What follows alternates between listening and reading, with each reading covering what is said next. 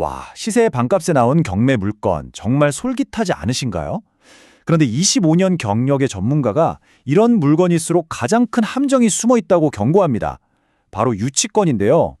이 매력적인 가격 뒤에는 대체 어떤 위험한 진실이 숨어 있는지 지금부터 한번 제대로 파헤쳐 보겠습니다. 경매 사이트를 보다 보면 가끔씩 시세의 절반, 심지어 그 이하로 떨어진 물건들이 눈에 띄죠. 와, 이걸 잡으면 정말 대박이겠다 싶어서 막 심장이 뛰기 시작합니다. 하지만 여러분, 이렇게 파격적인 가격표 뒤에는요, 아주 간단하지만 정말 강력한 이유가 숨어 있기 마련입니다. 도대체 왜 이렇게 싼 걸까요?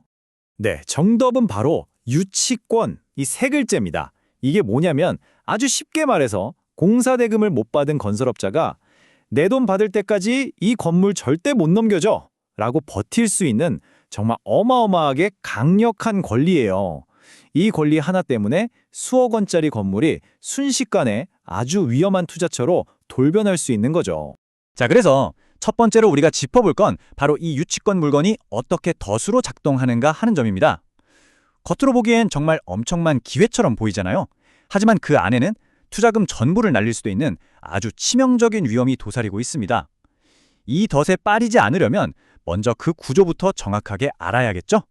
그럼 사람들은 왜 이 위험한 덫에 빠지는 걸까요? 가장 큰 이유는 바로 잘못된 믿음, 즉 착각 때문입니다. 전문가들은 특히 초보 투자자들이 흔히 갖는 세 가지 아주 위험한 착각이 있다고 경고하는데요. 이 착각들이 어떻게 여러분의 소중한 투자를 파산으로 이끌 수 있는지 지금부터 하나씩 샅샅이 짚어보겠습니다.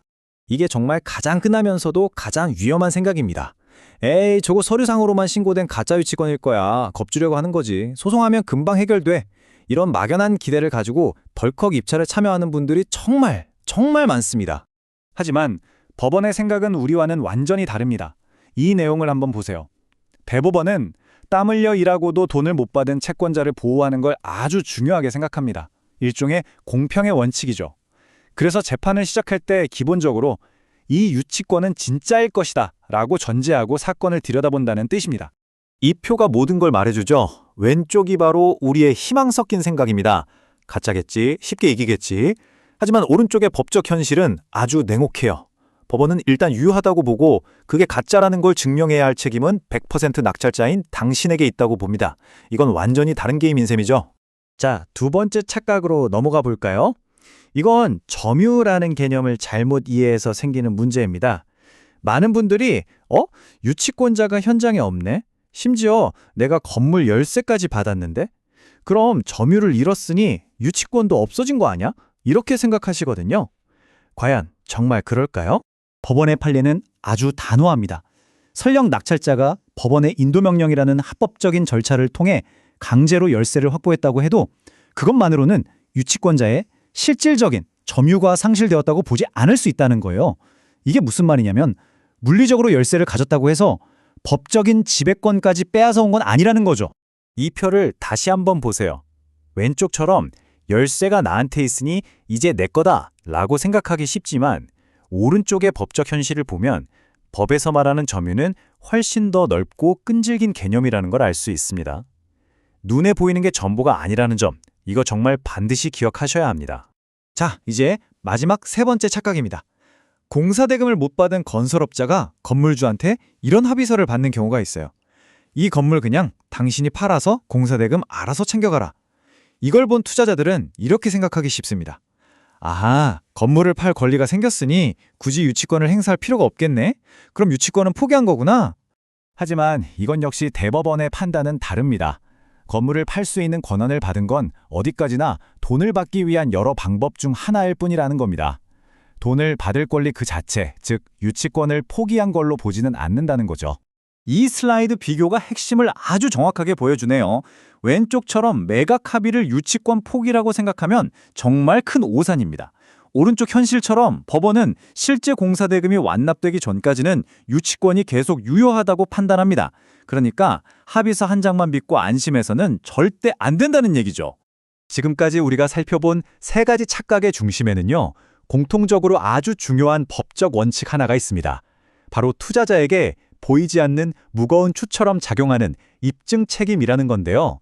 이 개념을 이해하지 못하면 앞에서 말한 모든 착각에서 절대로 헤어나올 수가 없습니다. 제가 다시 한번 정말 여러 번 강조하겠습니다. 유치권이 가짜라고 주장하고 싶으세요? 그렇다면 그 주장이 사실이라는 걸 증명해야 할 책임은 전적으로 낙찰자, 바로 여러분에게 있습니다. 유치권자는 가만히 있어도 법이 일단 그 권리를 보호해주지만 여러분은 적극적으로 증거를 찾아서 법원에 설득해야만 하는 입장에 있는 겁니다. 그리고 그 증명은 아무래도 가짜인 것 같다는 식의 심증만으로는 절대 불가능합니다. 민법에서 정한 명확한 유치권 소멸 사유, 예를 들면 유치권자가 건물을 함부로 써서 망가뜨렸다거나 법적으로 점유를 완전히 상실했다는 구체적인 증거를 딱 제시해야만 합니다. 그 기준이 아주 까다롭죠. 만약에 이 입증에 실패하면 어떻게 될까요? 결과는 정말 끔찍합니다. 수억 원의 낙찰대금을 고스란히 날리는 건 물론이고요. 유치권자가 주장하는 수억 원의 공사대금까지 추가로 다 물어줘야 할 수도 있습니다. 잘못된 판단 한 번에 1억, 2억 하는 돈이 순식간에 그냥 사라져버릴 수 있는 겁니다. 그렇다면 이 위험한 유치권 물건은 아예 쳐다보지도 말아야 할까요? 전문가는 꼭 그렇지는 않다고 말합니다. 위험을 제대로 통제할 수만 있다면 오히려 남들이 보지 못하는 아주 큰 기회가 될 수 있다는 거죠. 자, 지금부터 그 재앙을 피하고 기회를 잡기 위한 전문가의 5단계 필수 체크리스트를 공개합니다. 이건 그냥 단순한 조언 리스트가 아닙니다. 여러분의 소중한 투자금을 지키기 위한 전문가의 실전 플레이북이라고 생각하셔야 해요. 이 각 단계를 철저하게 따르기만 하면 위험을 크게 줄이고 그 안에 숨겨진 진짜 기회를 발견할 수도 있습니다. 자, 이 5가지 단계는 정말 하나도 빠뜨리면 안 됩니다. 1단계, 현장에 가서 정말 유치권자가 점유하고 있는지 직접 확인하는 게 모든 것의 시작이고요. 2단계는 신고된 금액이 뻥튀기 된 건 아닌지, 3단계는 그 점유가 중간에 끊긴 적은 없는지, 4단계는 계약서에 혹시 불리한 조항은 없는지, 그리고 마지막 5단계에서 이 모든 걸 종합해서 법률 전문가와 최종 점검하는 겁니다. 이 중에서 특히 중요한 2단계와 3단계를 조금만 더 깊이 들여다볼게요. 2단계 채무 확인할 때 그냥 공사비가 5억입니다 라는 주장만 믿으면 절대 안 됩니다. 세금 계산서 같은 객관적인 자료를 달라고 해서 실제 들어간 비용을 교차 확인해야 하고요. 그리고 3단계, 점유의 연속성은 왜 중요하냐면 만약 유치권자가 한동안 점유를 비웠다가 경매 직전에 슬쩍 다시 들어온 사실을 밝혀내기만 한다면 와, 그건 유치권 전체를 무너뜨릴 수도 있는 결정적인 증거가 될 수 있거든요. 결국 유치권 물건 투자는 양날의 검과 같습니다. 오늘 내용을 통해 보셨듯이 아무런 준비 없이 뛰어들면 모든 걸 잃는 무모한 도박이 되고요. 하지만 오늘 우리가 함께 살펴본 이 체크리스트를 통해서 위험을 정확히 계산하고 통제할 수만 있다면 남들이 무서워서 피하는 곳에서 큰 기회를 잡을 수도 있겠죠. 자, 선택은 이제 여러분의 몫입니다.